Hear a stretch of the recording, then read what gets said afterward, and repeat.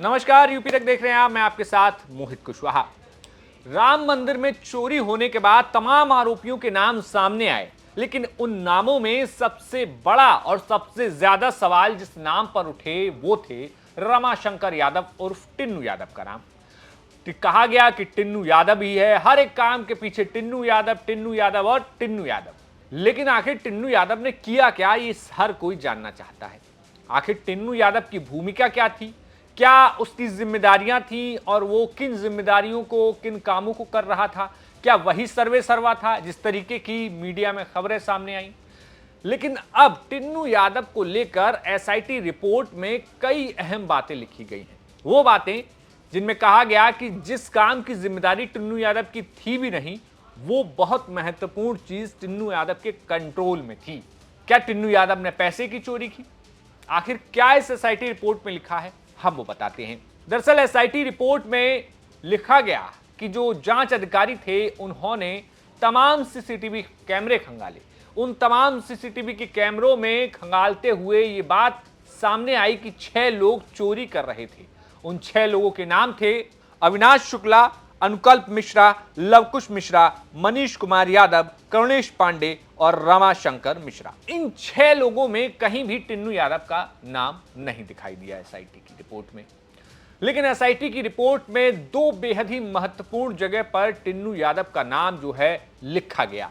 पहला उस जगह लिखा गया जब लिखा गया कि मनीष कुमार यादव, जिसके चाचा टिन्नू यादव थे, यानी कि रमाशंकर यादव, उन्होंने अपने रेफरेंस का प्रयोग करके जो है मनीष यादव को नौकरी पर लगवाया, जहां पर मनीष यादव जो है नोटों की यानी कि दान की गिनती करता था। यानी कि मनीष यादव को नौकरी लगवाने में साफ तौर पर लिखा गया कि टिन्नू यादव के रेफरेंस से ही मनीष यादव की नौकरी लगी थी, जिसके बाद वो नौकरी लगने के बाद वहां पर चोरी कर रहा था।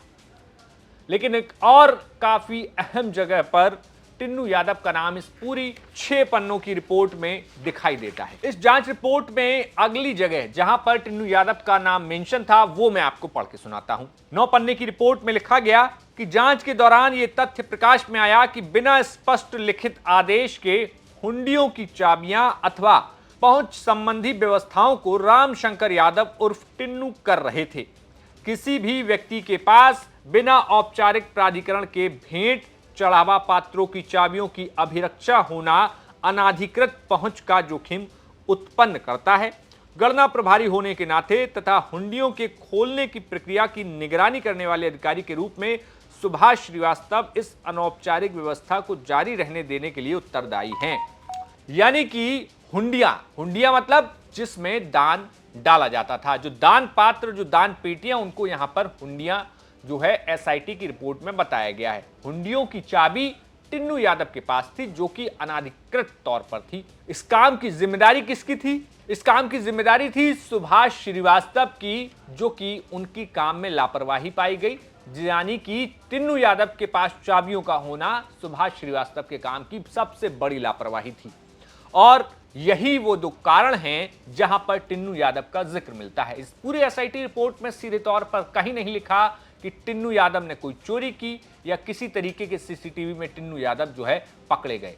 लेकिन जो 6 लोग थे वो साफ तौर पर चोरी करते हुए पकड़े गए। न सिर्फ पकड़े गए बल्कि 27 अप्रैल से लेकर 5 जून तक, यानी कि लगभग 2.5 महीने के समय में ये लोग 70 बार सीसीटीवी में चोरी करते हुए पकड़े गए थे। तो टिन्नू यादव इस पूरे मामले में जहां देखा जाए तो सवाल सबसे ज्यादा मीडिया, सोशल मीडिया पे टिन्नू यादव पर खड़े हुए। लेकिन टिन्नू यादव के नाम पर इस एसआईटी रिपोर्ट में अपने भतीजे को नौकरी लगवाना जो चोरी कर रहा था, और दूसरा कि उसके पास अनाधिकृत तौर पर चाबियां थीं। कहा जाता है कि टिन्नू यादव चंपत राय के बेहद पुराने करीबियों में से एक हैं और लगातार जो ट्रस्ट था वहां का संचालन था, बहुत अहम जिम्मेदारियों, बहुत अहम जगहों तक टिन्नू यादव का एक्सेस भी था। तमाम आरोप तमाम नेताओं ने लगाए। हमने देखा विनय कटियार ने क्या कुछ आरोप टिन्नू यादव पर लगाए थे। लेकिन इस एसआईटी रिपोर्ट में टिन्नू यादव पर सिर्फ अनाधिकृत तौर पर चाबियों के होने की बात कही गई है। फिलहाल आपका टिन्नू यादव को लेकर, उस सोच को लेकर क्या कहना है? क्योंकि 50 करोड़ रुपए का आरोप टिन्नू यादव पर लगा था कि 50 करोड़ रुपए टिन्नू यादव ने चुरा लिए। आपका क्या कहना है? हमें कमेंट में बताइए। देखते रहिए यूपी तक। शुक्रिया।